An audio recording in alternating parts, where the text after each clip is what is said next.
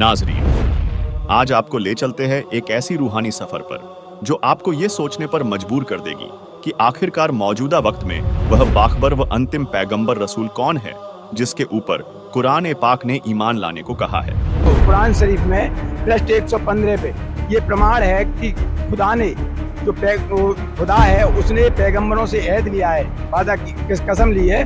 उसमें कहा है कि जो तुम्हारे ऊपर मैंने किताबें नाजिल की हैं उन किताबों की तस्दीक करेगा, जो जांच के सुनाएगा उनसे, वो उसके ऊपर तुम्हें ईमान लाना होगा। तो आज संत रामपाल जी महाराज सभी मुसलमान धर्म की जितनी भी पुस्तकें हैं उनको खोल खोल के दिखा रहे हैं और हिंदू धर्म के सभी सदग्रंथों को खोल के दिखा रहे हैं, जो मैं आपको प्रमाण से दिखा भी सकता हूँ, यहाँ पे कुरान शरीफ से दिखा सकता हूँ। इसलिए संत रामपाल जी महाराज ही धरती पर वो अवतार हैं, क्योंकि ना तो कुरान शरीफ को दिखा रहे हैं, ना कुरान मजीद को दिखा रहे हैं, ना जितने भी ये जिनके ये अनुयायी बैठे हुए हैं इनके कोई भी संत ना तो कुरान शरीफ को खोल के दिखा रहे हैं, जबकि संत रामपाल जी महाराज सभी धर्मों के धर्म ग्रंथों को खोल करके रेफरेंस दे रहे हैं, पूरा दिखा रहे हैं, जिसके बारे में कुरान शरीफ के ज्ञानदाता ने कहा है कि वो जो पैगंबर आएगा जो मैं तुम्हारे ऊपर किताबें नाजिल कर रहा हूँ उन किताबों की तस्दीक करेगा। जी सर, आप इसका कोई प्रमाण दे सकते हैं? जी सर ये कुरान शरीफ है और इस कुरान शरीफ में मैं वो आपको प्रमाण दिखाना चाहूंगा। यह है पवित्र कुरान। अब इसके 115 नंबर जो पृष्ठ है इसमें आपको दिखाते हैं, हम आपको ये आप देख सकते हैं, पूरा ये प्रमाण लिखा हुआ है कि जो मैं तुम्हारे ऊपर किताबें नाजिल कर रहा हूँ उन किताबों की तस्दीक करके वो संत बताएगा, वो पैगंबर बताएगा, उसके ऊपर तुम्हें ईमान लाना होगा। वो आना बाकी है, वो बाकी है। वो आज संत रामपाल जी महाराज ही है वो जो सभी धर्मों के धर्म ग्रंथों को खोल के दिखा रहे हैं। आपका कहना है कि आप आज के समय में संत रामपाल जी धरती पर अवतार जी, जैसे ये कह रहे हैं कि मोदी जी अवतार है, कोई योगी जी को अवतार बता रहा है, तो कोई भी इन धर्म ग्रंथों को खोल के दिखा रहा है क्या? जो इसमें जो पहचान है वो योगी जी या मोदी जी या और कोई संत खोल के दिखा रहा है? आज सभी जगह सभी चैनलों पे जो दिखाया जा रहा है वो ये इस तरह से दिखाया जा रहा है, पूरा प्रमाण से दिखा रहे हैं। संत रामपाल जी महाराज खोल खोल करके दिखा रहे हैं अपने सत्संगों में, साधना चैनल पे दिखा रहे हैं, कई चैनलों पे 10-11 चैनल पे सत्संग चल रहा है उनका, और वो सब जगह दिखा रहे हैं। इसीलिए हम कह रहे हैं सर कि वो आज अवतार जो है वो संत रामपाल जी महाराज ही हैं इस धरती पे, जो सभी सदग्रंथों से प्रमाण से ज्ञान दे रहे हैं।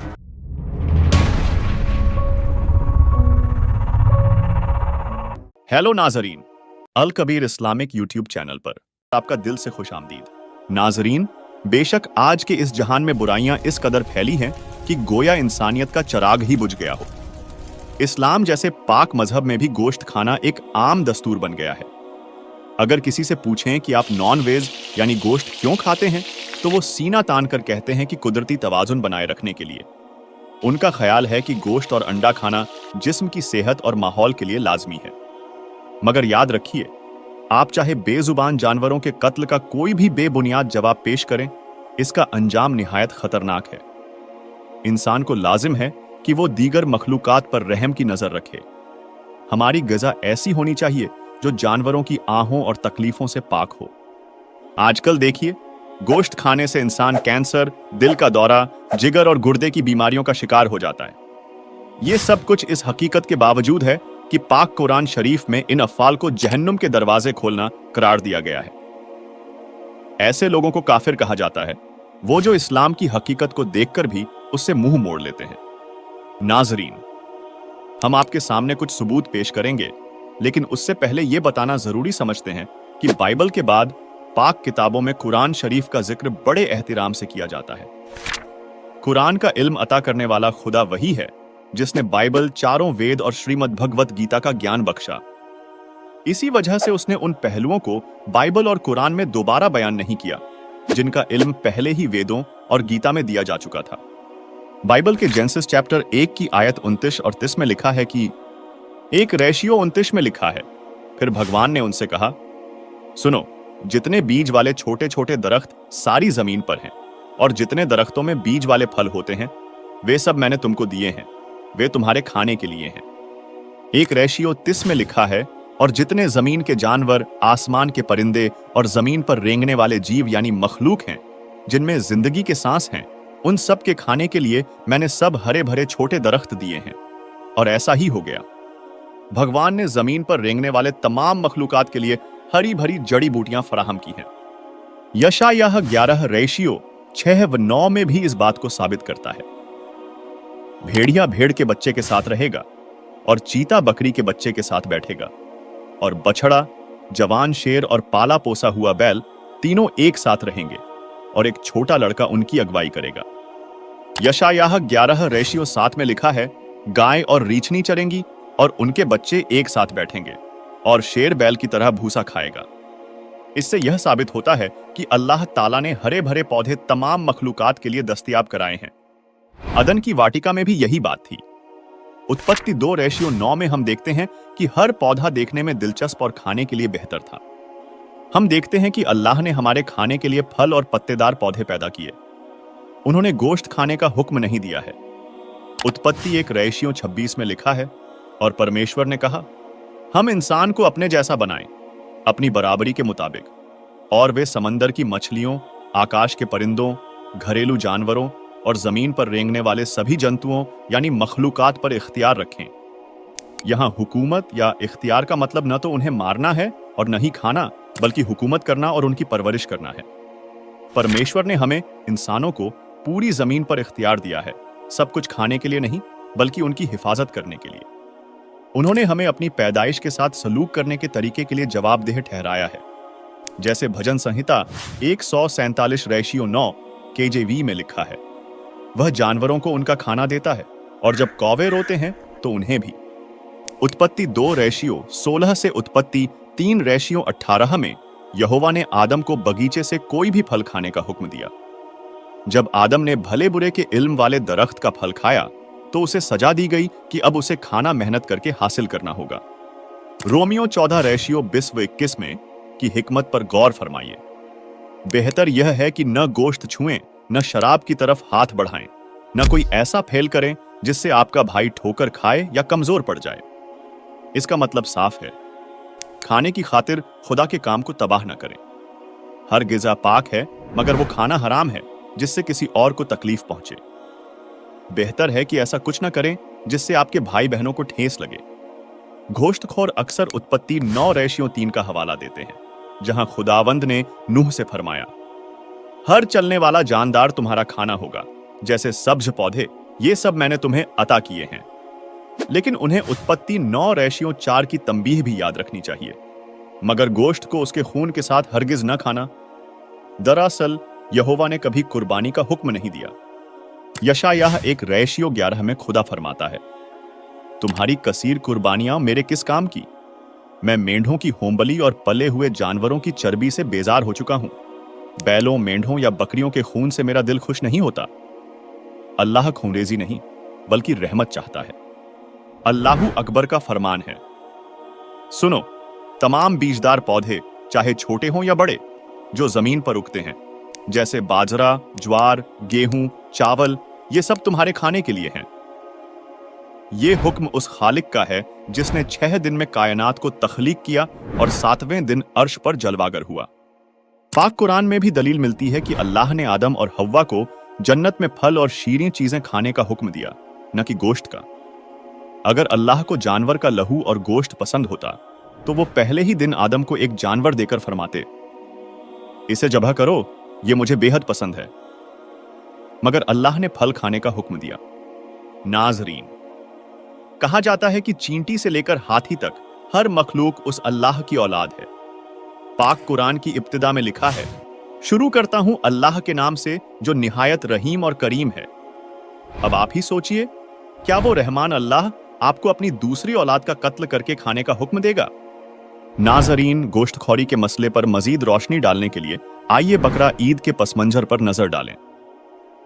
रिवायत के मुताबिक हजरत इब्राहिम ने एक ख्वाब देखा जिसमें अल्लाह ने उन्हें अपनी अजीज तरीन चीज कुर्बान करने का हुक्म दिया। इब्राहिम ने इस ख्वाब की ताबीर में पहले 100 ऊंटों की कुर्बानी दी। दूसरी मर्तबा ख्वाब आने पर 200 ऊंट कुर्बान किए। तीसरी बार जब यही ख्वाब आया तो इब्राहिम अपने 10 साल के बेटे इस्माइल को अल्लाह की राह में कुर्बान करने मक्का रवाना हुए। मक्का पहुंचकर इस्माइल की रजामंदी से उन्होंने बेटे के हाथ पांव बांधे और खुद की आंखों पर पट्टी बांधकर कुर्बानी देने की कोशिश की, लेकिन अल्लाह ने इस्माइल को नजात बख्शी। कहा जाता है कि इसी वाकये की यादगार में इस्लाम में ईद मनाने का रिवाज शुरू हुआ। ईद उल अजहा जिसे बकरी ईद के नाम से भी जाना जाता है, कुर्बानी का पुरस्कोह त्योहार है। यह अल्लाह की जानिब से अपने वफादार बंदों का एक आजमाइश होता है। क्या बंदा अपनी जान, दौलत, औलाद और खानदान से ज्यादा मोहब्बत रखता है या अपने रब से?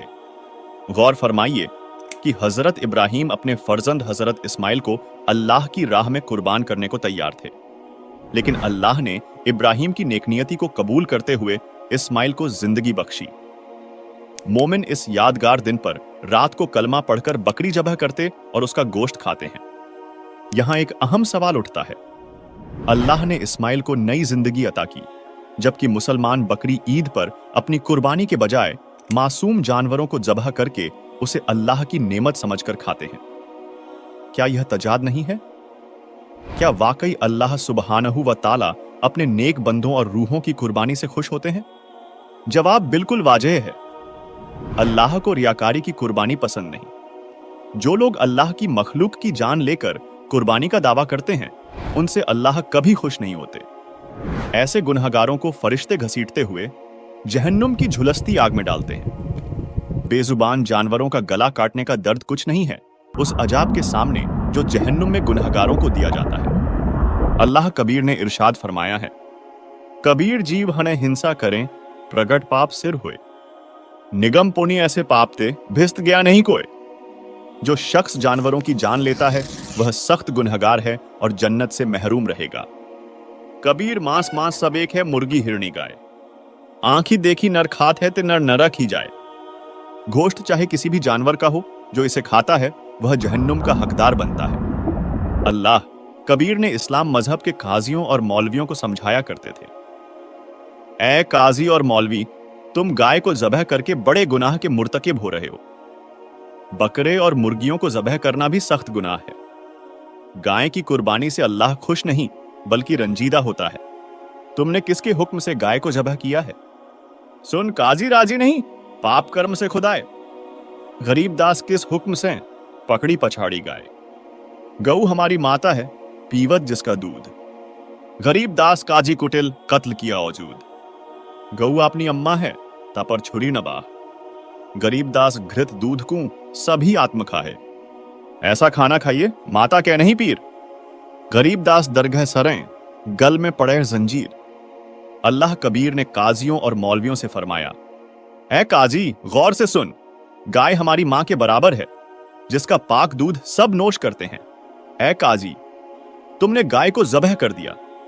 गाय तुम्हारी और सबकी अम्मा है, क्योंकि जिसका दूध पिया जाए वह वालिदा के बराबर काबिले इज्जत है। इसे मत मारो।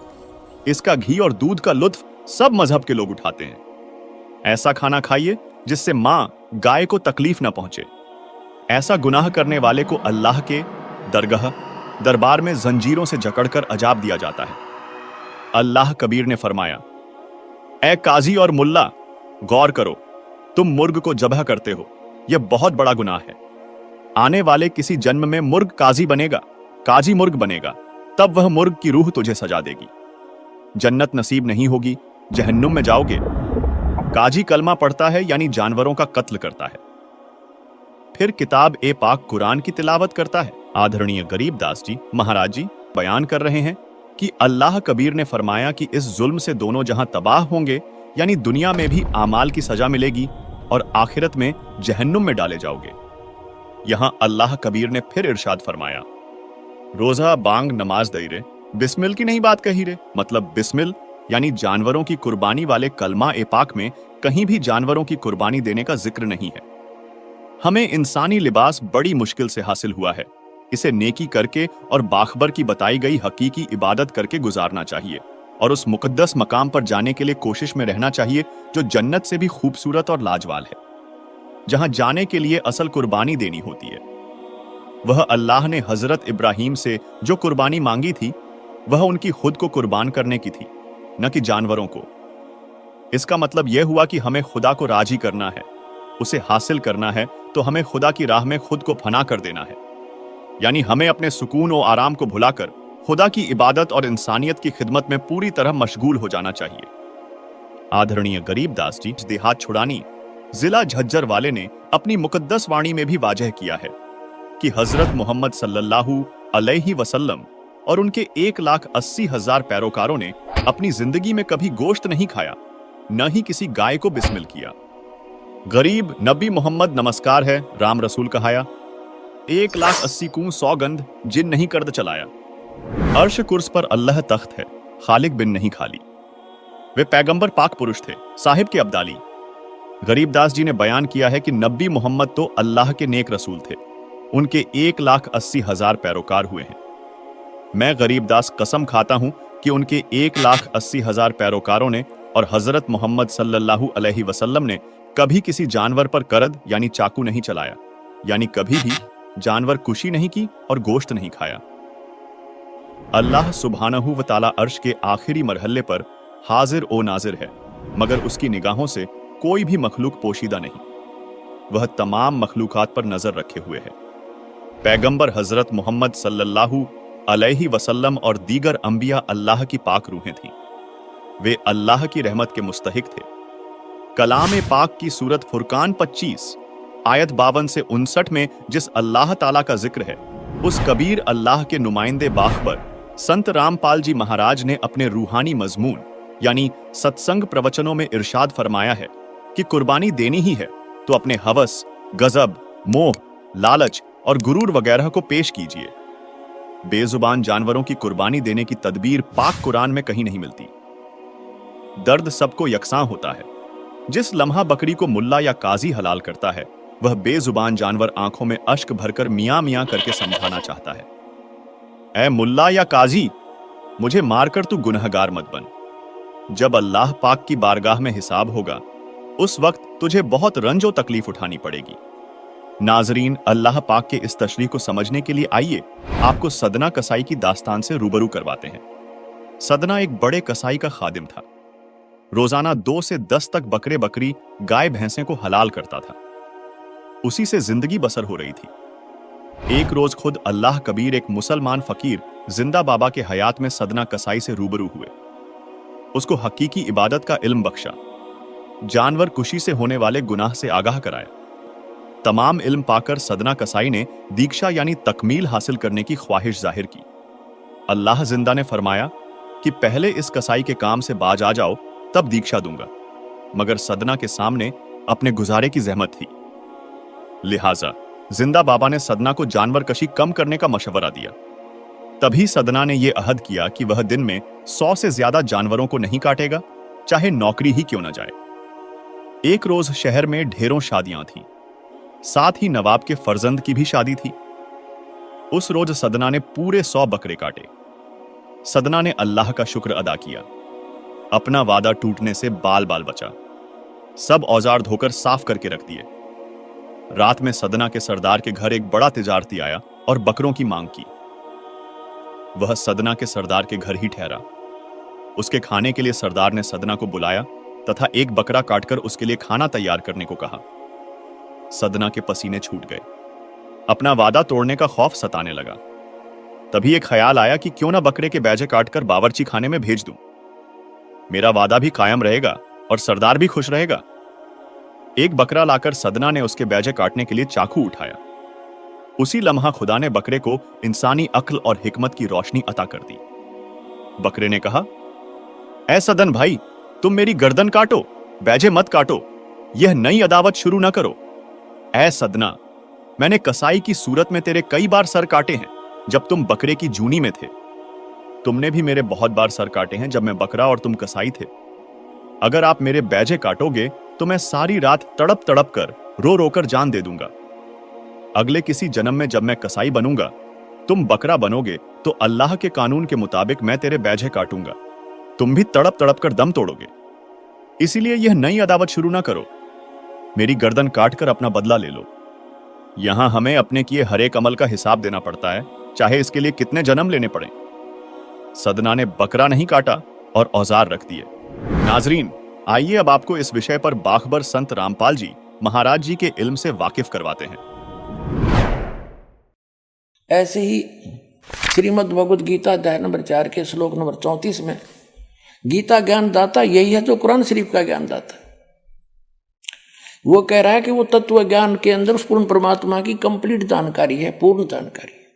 उस तत्व ज्ञान को किसी तत्वदर्शी संतों के पास जाकर पूछ, गीता ज्ञानदाता कहता मैं नहीं जानता। यजुर्वेद अध्याय नंबर 40 के मंत्र नंबर 10 में भी स्पष्ट कर दिया है, वही वेद ज्ञानदाता भी वही है जो कुरान शरीफ का ज्ञानदाता है। वो कहता है कि परमात्मा को कोई तो शंभुआत्मा ने जन्म लेकर रामकृष्ण के रूप में अवतार धार के आना मानते हैं, कुछ उसको वो जन्म नहीं लेता जन्मा मानते हैं। इसकी यथार्थ जानकारी वो कैसा है भगवान, वो धीरा नाम देंगे, तत्वदर्शी संत देंगे, उनसे पूछो। ऐसे कुरान शरीफ में आगे दिखाता हूं अभी आपको। तो वो तत्वदर्शी संत, वो तत्व ज्ञान वो परमात्मा ही बता कर जाता है या फिर अपना नबी भेजता है। वो नबी ये दास है, अंतिम नबी, अंतिम पैगंबर, अंतिम उस परमात्मा का भेजा हुआ उनका दास, और पूरे विश्व का कल्याण होगा, मान जाएंगे दास की बात।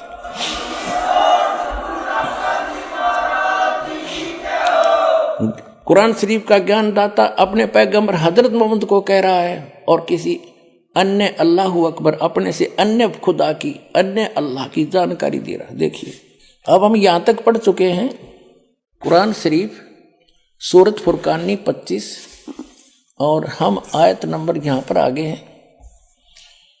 अब हम आयत नंबर 58 पढ़ रहे, 57 पढ़ रहे। और ए पैगंबर उस जिंदा जो तुझे जिंदा रूप में मिला था, इन्हें चैतन्य अर्थ कर दिया, उस जिंदा पर भरोसा रखो जो कभी मरने वाला नहीं, यानी अविनाशी है, और तारीफ के साथ उसकी पाकी बयान करते रहो। यानी कुरान शरीफ के ज्ञानदाता से अन्य है जो परमात्मा, उसकी पाकी बयान करने के लिए कुरान शरीफ का ज्ञानदाता कह रहा है हजरत मोहम्मद को, और अपने बंदों के गुनाहों से वह काफ़ी खबरदार है। ये तो वो खबरदार यानी खूब जानता है तुम्हारे सबको जो जैसा करता है।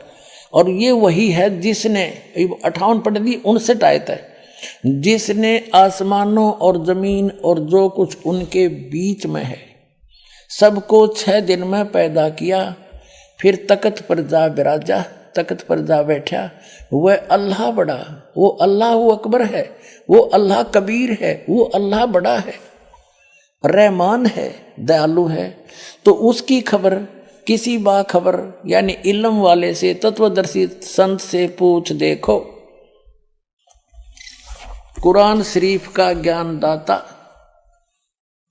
यहां इसने स्पष्ट कर दिया है कि मैं नहीं जानता उस अल्लाह अकबर बड़े भगवान, उस महान परमात्मा की, कंप्लीट गॉड की, ग्रेट गॉड की जानकारी मुझे नहीं है, वो तत्वदर्शी संत से पूछ लो। इससे कुरान शरीफ का सारा ज्ञान समझ में आ जाता है कि जो इसने अपने सत्र का ज्ञान दिया है उसमें चाहे इसने मांस खाना लिख रखा हो, चाहे कुछ भी खाना बता दिया हो, ये अल्लाह अकबर का आदेश नहीं है, ये तो कुरान शरीफ के ज्ञानदाता का आदेश है। इसका पालन करने से परमात्मा का, अल्लाह अकबर का विधान टूटता है, क्योंकि उस अल्लाह अकबर ने तौरेत नामक पुस्तक के उत्पत्ति ग्रंथ में स्पष्ट कर दिया, 6 दिन में जिसने सृष्टि रची उसमें आदेश दे दिया है कि कोई भी प्राणी, ना मनुष्य ना अन्य प्राणी, जैसे पृथ्वी पर रेंगने वाले चौपाए पशु, जलचर, हवा में उड़ने वाले, ये कोई मांस नहीं खाएगा। थोड़ी सी झलक दिखाता हूँ। पुण्यात्माओं, ये तत्व ज्ञानहीन प्राणी आपको विचलित कर देंगे कि बाइबल में तो मिलावट है, और ये भी कहते हैं फिर वो कि हम तो इन 4 पुस्तकों पर ईमान रखते हैं, 4 होली बुक पे, तौरात, जबूर, इंजिल और कुरान। तो पहले आपको वो आसमानी किताब तौरात से दिखाएंगे सृष्टि उत्पत्ति। ये देखिएगा, ये आसमानी किताबें ये इकट्ठी जल्द की गई हैं, तौरेत, जबूर, इंजिल। अब देखिएगा,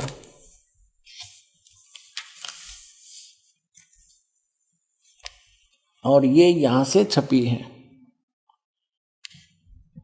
बेंगलोर से।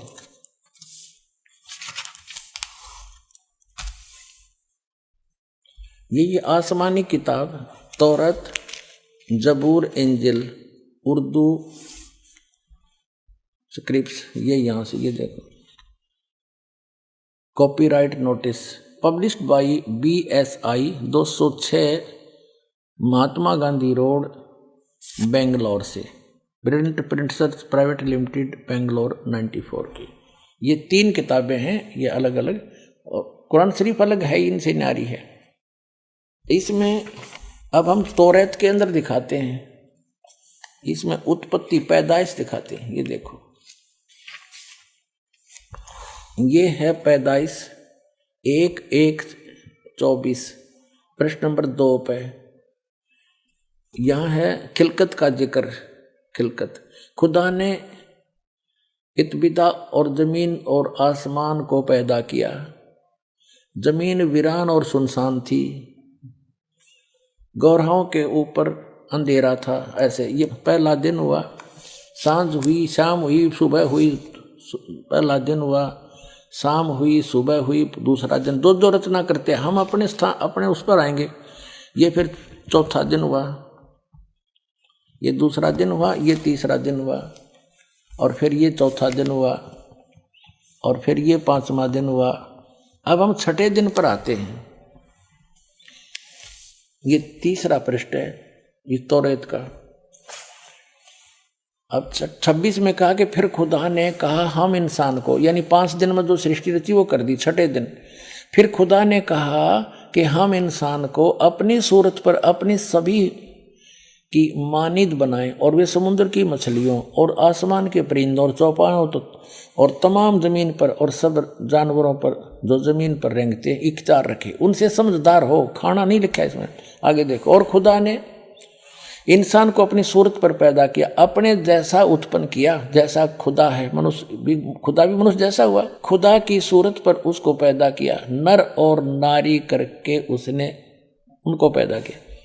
और खुदा ने उनको बरकत दी और कहा फूलो और बढ़ो और जमीन में मासूर हो, महकूम करो, और समुद्र की मछलियों और हवा के परिंदों और कुल जानवरों पर जो जमीन पर रेंगते हैं इख्तियार रखो।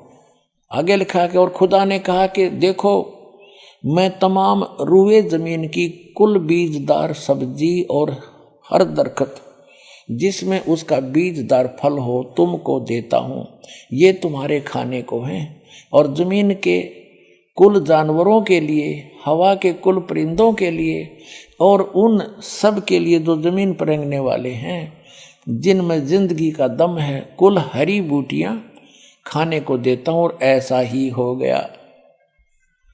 अपने आत्मा स्पष्ट कर दिया कि न तो किसी पशु को, ना पक्षी को, ना जलचर को, ना मनुष्य को उस अल्लाह ताला का आदेश नहीं है मांस खाने का। उन्होंने स्पष्ट कर दिया कि ये हरी सब्जी घास फूस दे रखा है तुम्हारे को। और फिर आगे देखो, और ऐसा ही होगा। और खुदा ने सब पर जो उसने बनाया था नजर की और देखा तो बहुत अच्छा है। और शाम हुई, सुबह हुई, और फिर 6ठा दिन हो गया। फिर उसके बाद आसमान और जमीन उनके कुल लश्कर का बनाना खत्म हुआ। और खुदा ने अपने काम को जिसे वो करता था 7वें दिन पूरा खत्म किया, और अपने सारे काम से जिसे वो कर रहा था 7वें दिन फारिग हुआ।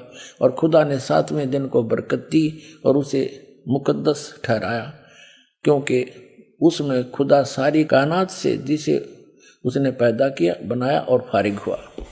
अब इसको पवित्र बाइबल में दिखाता हूँ एज इट इज, ना तो ये आपको बरगला देंगे आपको, ये नकली अटपट करने वाले मारे सट्टे ने के हमने बहुत अच्छी तरह तालमे इल्म हूँ मैं, ये कहते हैं जो इनके पढ़ने वाले विद्वान। और का पता नहीं इनको। ये देखिएगा, ये पवित्र बाइबल है, संपूर्ण जीवन अध्ययन बाइबल। ये कहां से छपा ये देख लीजिएगा।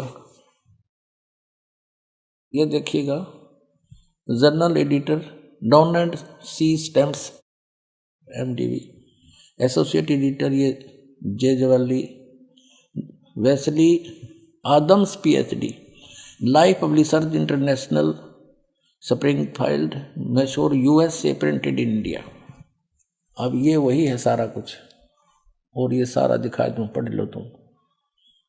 अब इसके हम इस पे आते हैं उत्पत्ति पर।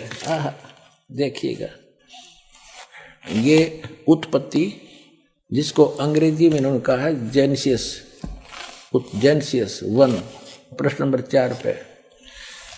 आदि में यानी प्रारंभ में परमेश्वर ने आकाश और पृथ्वी की सृष्टि की। पृथ्वी बेडौल और सुनसान पड़ी थी। यह इस पर पहला दिन हुआ।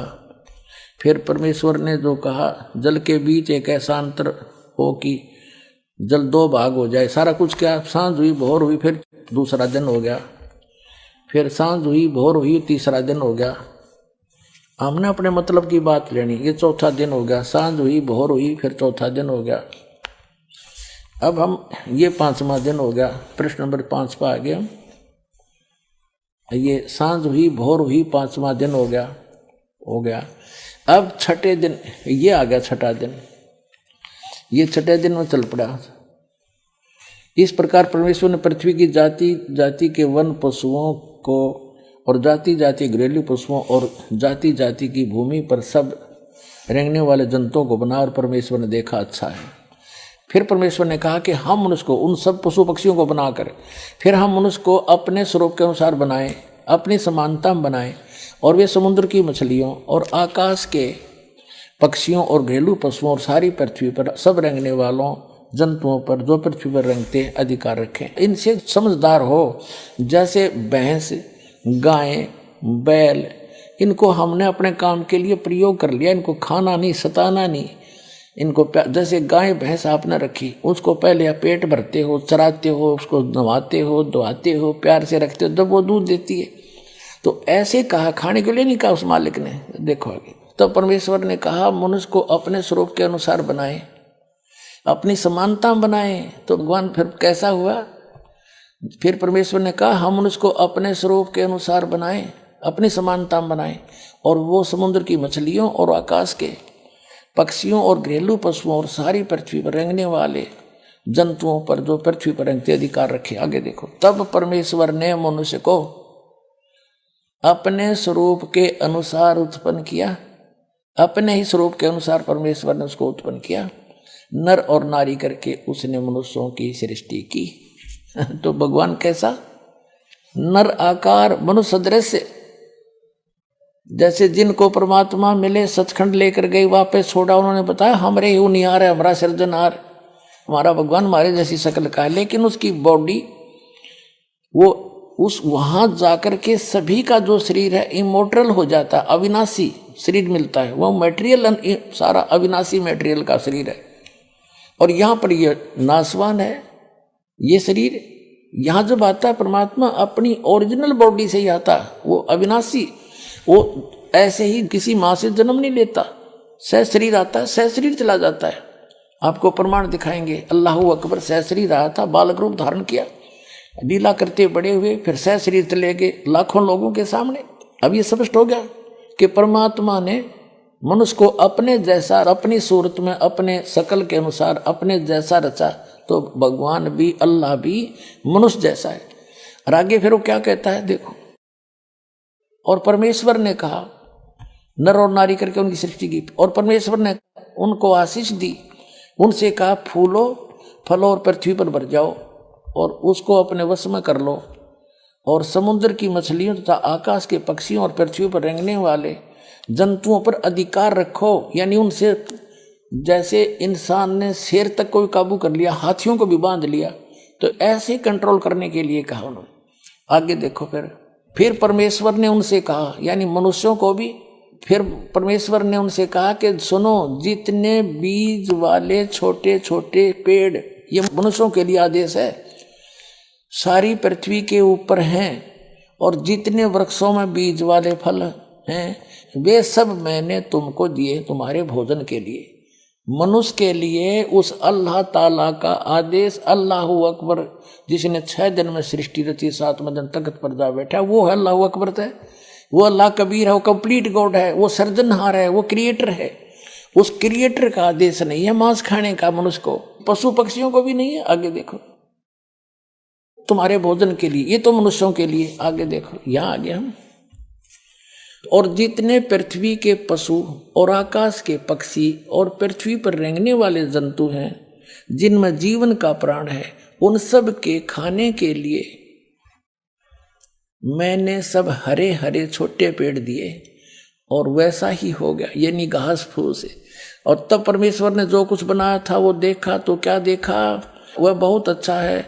तथा सांझ हुई फिर भोर हुआ, इस प्रकार ये 6वां दिन हो गया। अब 7वां दिन यूं आकाश और पृथ्वी और उनकी सारी सेना का बनाना समाप्त हो गया और परमेश्वर ने अपना काम जिसे वह करता था 7वें दिन समाप्त किया और उसने अपने किए हुए सारे काम से 7वें दिन विश्राम किया और परमेश्वर ने 7वें दिन को आशीष दी और पवित्र ठहराया, क्योंकि उसमें उसने सृष्टि की रचना के अपने सारे काम से विश्राम लिया। ठीक नाजरीन, अब देखते हैं उन मुस्लिम भक्तों का अनुभव जो कि बाखबर संत रामपाल जी महाराज की शरण में आए और उनके द्वारा बताई गई सच्चे कबीर खुदा की इबादत ग्रहण करके अपने दुखों से निजात पाया और मुस्लिम मजहब में चल रही गलत इबादत का खंडन किया। इन्होंने यह साबित किया कि बाखबर संत रामपाल जी महाराज जी धर्म परिवर्तन की नहीं कहते, केवल दीक्षा लेकर उसी मजहब में रहकर अपना कल्याण करवाने का निर्देश देते हैं। बस उनके बताए हुए इबादत को ठीक से समझने की जरूरत है। नाजरीन, नमस्कार, सतलोक आश्रम बैतूल में जहां पर आप देख रहे हैं 3 दिवसीय विशाल समागम मनाया जा रहा है, जहां पर कहना चाहिए संत रामपाल जी महाराज जी के श्रद्धालु लगातार आ रहे हैं और जा रहे हैं। तो इसी समागम के उपलक्ष्य में कुछ श्रद्धालु हमारे पास खड़े हुए हैं, आइए जानते हैं उनके विचार। नमस्कार सर। नमस्ते। नमस्ते सर, क्या नाम है आपका? मेरा नाम असदुल्ला शाह है जी। तो आप कहाँ से आए हैं सर? औरंगाबाद महाराष्ट्र से आऊँ जी। तो आप औरंगाबाद महाराष्ट्र से आए हुए हैं, तो ऐसा क्या लगा जो आप यहाँ संत रामपाल जी महाराज जी के सतलोक आश्रम बैतूल में आ गए? तो 30 जून को मैं अपने हमारे औरंगाबाद सिटी की जो MIDC है जी, वहाँ पे मैं रिक्शा चला था, तो वहाँ रुके वाला था, तो हमारे लखुजी जादव जो है और तुपेसर है, तो मेरे को वहाँ से उनके जो नामदान सेंटर है ना वहाँ पे लेके आए। तो बोले हमारे अकेले जा रहे, बोले मैं तुमको लेके छोड़ता, महिला तुम अच्छे काम को जा रहे ना, तो मैं तुम्हारा छोड़ता, मेरे को उसमें कुछ दिक्कत नहीं। तो मैं वहाँ से इस तुम्हारे MIDC से वहाँ पे उनको नामदान सेंटर पे पैटर्न गेट पे लेके गया। फिर वो बोले अरे मैं बोला तो मेरे को ऐसे काम की ज़रूरत है जो काम मैं चाह रहा था पहले से, तो मेरे को फिर बता दो कौन सा काम है। तो बोले ये सच्ची भगवान का है, रामपाल जी महाराज का काम है, ये काम सेम आया। फिर तो मेरे को क्या करना पड़ेगा? तो ऐसा क्या लगा जो आप कहना चाहिए कि हिंदू संत की शरण में आ गए? नहीं, हिंदू का शरण ही नहीं है, पूरे आलम के बादशाह का शरण ही है। हम ये हिंदू मुस्लिम सिख ईसाई में इसमें बटे गए वाले, तो हमको इसमें से निकालने के वास्ते रामपाल जी महाराज ने ये रास्ता बताया वाला हक है और सच रास्ता है। इसके ऊपर हमको 100% चलना है, 100% और कामयाबी भी है और कामयाबी मिलेंगी भी। क्या दोनों जहां में कामयाबी मिलेंगे, दुनिया में मिलेंगे और आखिरत में मिलेंगी। ये काम हमारे को जो बताया गया है इस पर हमको करना है। हम करेंगे तो दुनिया वाले भी है ना, फिर ऑटोमेटिक है ना, बोलने की ज़्यादा ज़रूरत नहीं रहेंगे। फिर पुस्तक सेवा है, जैसा सत्संग है, ये पूरा मैं जब से अभी कल 7 तारीख को मुझे 2 महीने होते, तो मैं जैसा बता रहे ना वैसा मैं कर रहा। तो मेरे को इसमें है ना सुकून, चैन, राहत, और मेरे को जो परमात्मा मिलना है मिलने का था, तो परमात्मा से मेरी मुलाकात भी हो गई। क्या डायरेक्ट हो गई? कैसा है, तो मैंने वो मेरी रिक्शा ख़राब हो गई थी, तो मेरे को वो टेप सुनता था मैं, क्या उसमें खवाले भी सुनता था, बयान भी सुनता था, नात भी सुनता था। उसमें क्या होगा इसमें मैं रामपाल जी महाराज की जो नाम दीक्षा लेने के बाद वो तावीज़ भी दिए, तो मैंने क्या बोला यार गंदा हो जाएगा, मैंने क्या करा झाड़ के ऊपर लिया के रखा उसको। और दूसरे दिन मेरे ख्वाब में आके बोले यार हमको तुमने असदुल्ला साहब बोले तुमने यहाँ छोड़ के गए, बोले आके लेके जाओ। उस दिन शाम में इतनी तूफान बारिश थी, बहुत तूफान बारिश थी, पूरा झाड़ भी गिला होगा, झाड़ के अंदर जो ये था ना डोंगा उसमें पानी जमा हुआ। वहाँ जाके देखा मैंने जैसे सूखा, एकदम सूखा, ज़रा सा भी भिगाने कुछ नहीं।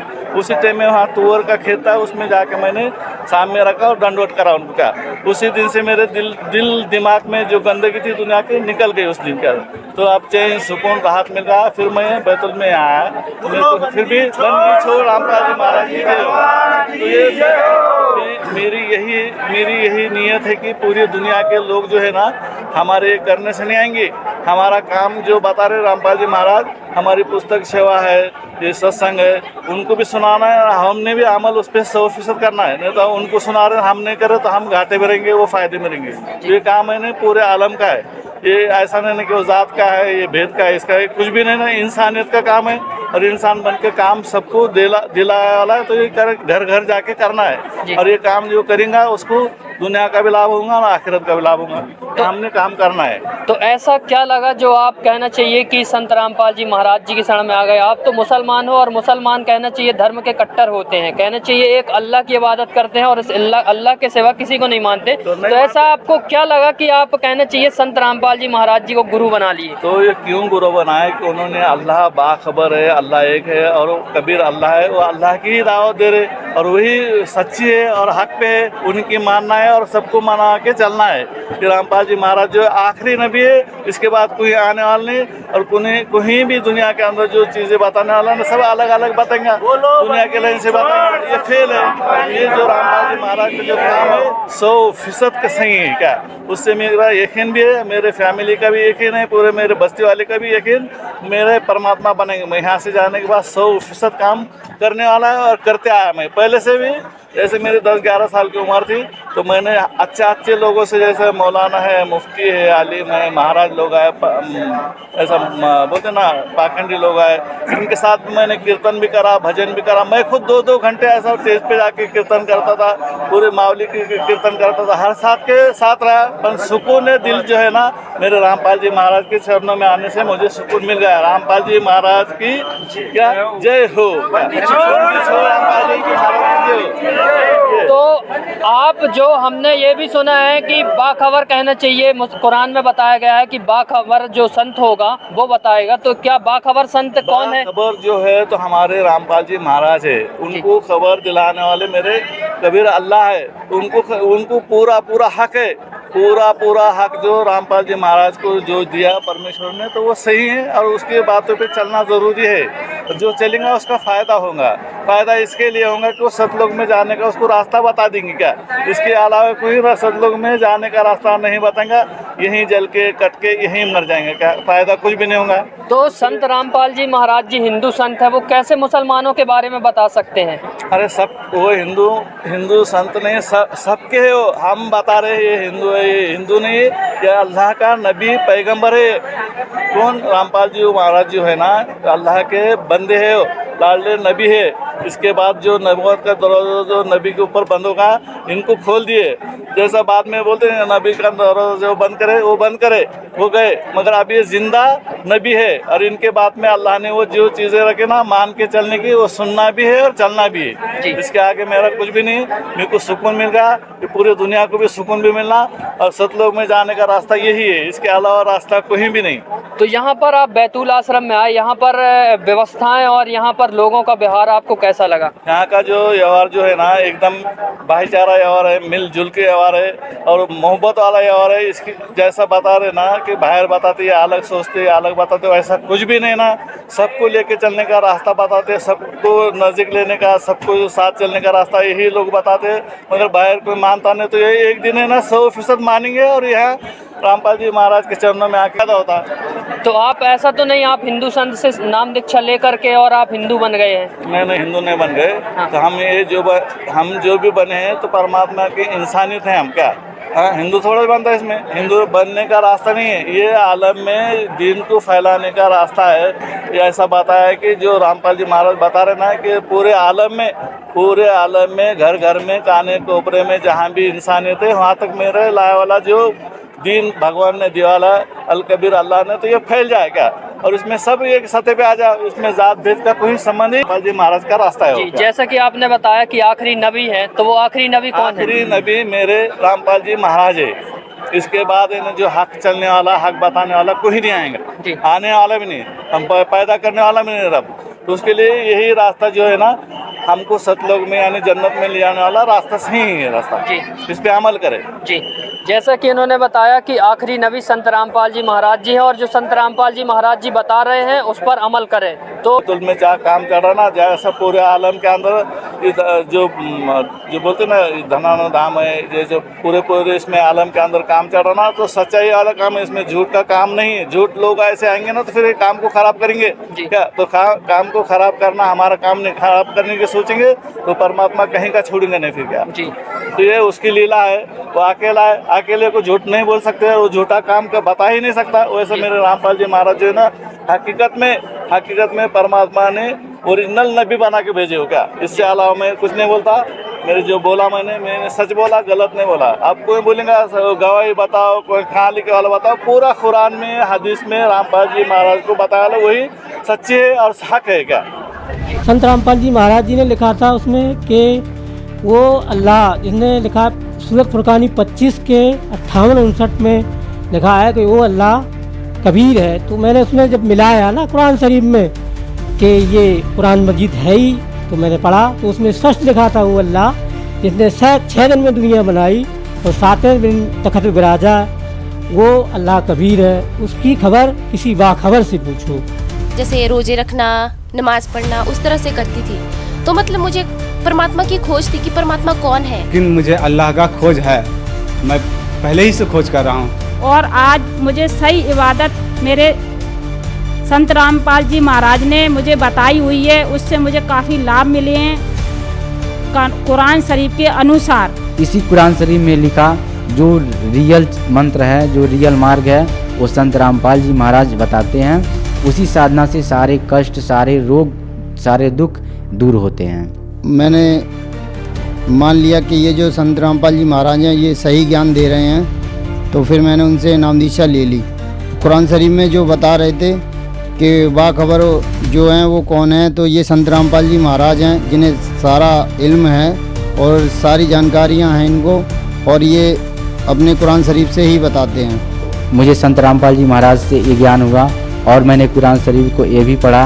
उसमें सूरा 42 में आयत नंबर 1 जो है हामीम ऐन सीन का जो कोड वर्ड है, उस पर परमात्मा के पाने का, जाप करने का, जो कि वो तत्वदर्शी संत ही बताता है, इसके बारे में भी जानकारी हुआ। क्योंकि संत रामपाल जी महाराज का सिर्फ एक ही नारा है, जीव हमारी जाति है, मानव धर्म हमारा, हिंदू मुस्लिम सिख ईसाई धर्म नहीं कोई न्यारा।